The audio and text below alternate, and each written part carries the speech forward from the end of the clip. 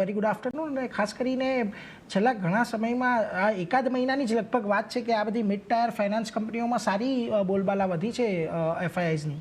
બિલકુલ, જે મિડ સેગમેન્ટની બેંક્સ છે અને ખાસ કરીને એનબીએફસીસ છે, એટલે કે આપણે બીએફએસઆઈ સેક્ટર તરીકે જાણીએ છીએ, ત્યાં એક સારો વળતર બી રોકાણકારોને મળ્યું છે અને ઘણી બધી અહીંયા ફંડ એક્ટિવિટી બી આપણને જોવા મળી છે. દાખલા તરીકે આજની વાત કરીએ તો ફેડરલ બેંકમાં આપણે જોઈ રહ્યા છીએ બ્લેકસ્ટોનનું ઇન્વેસ્ટમેન્ટ જે લગભગ 6,000 કરોડની ઉપરનું છે.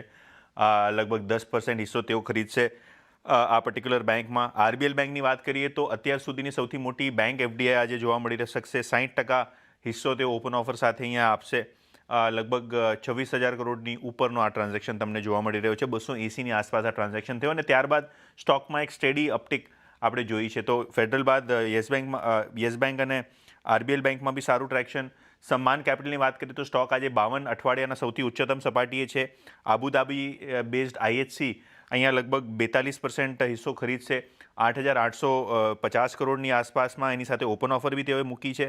અને યસ બેંકની વાત કરીએ તો અહીંયા સેકન્ડરી સેલ હતું, પણ સુમિતોમો મિત્સુઈ બેન્કિંગ કોર્પોરેશન એટલે કે જાપાનની one of the top banks, તેઓ અહીંયા હિસ્સેદારી ખરીદી રહ્યા છે. લગભગ 24% હિસ્સો તેઓ 16,000 કરોડમાં ખરીદી રહ્યા છે, જ્યાં એસબીઆઈ લીડ બેંક છે જે પોતાનો હિસ્સો વેચશે. તેમજ આઈડીએફસી ફર્સ્ટ બેંકની વાત કરીએ તો એપ્રિલના બીજા અઠવાડિયામાં તેઓએ આ ટ્રાન્ઝેક્શન અનાઉન્સ કર્યું, જ્યાં વોરબર્ગ પિંકસ લગભગ 10% અને આરડીએ લગભગ 5% હિસ્સેદારી ખરીદશે. અને કુલ મળીને જે ફંડ રેઝ થયું હતું આઈડીએફસી ફર્સ્ટમાં એ લગભગ તમને 7,000-7,500 કરોડ રૂપિયાનો થયો હતો. તો કુલ મળીને 66,000 કરોડ રૂપિયાથી વધારેના ફંડ રેઝ તમે બેન્કિંગ સ્પેસમાં જોયા છે. અને સ્પેસિફિકલી વાત કરું તો વળતરની વાત આપણે કરીએ.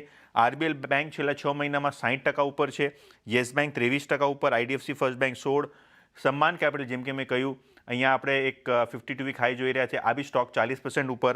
અને ફેડરલ બેંક રિસેન્ટલી લગભગ 13%ના ઉછાળા સાથે ટ્રેડ કરી રહી છે.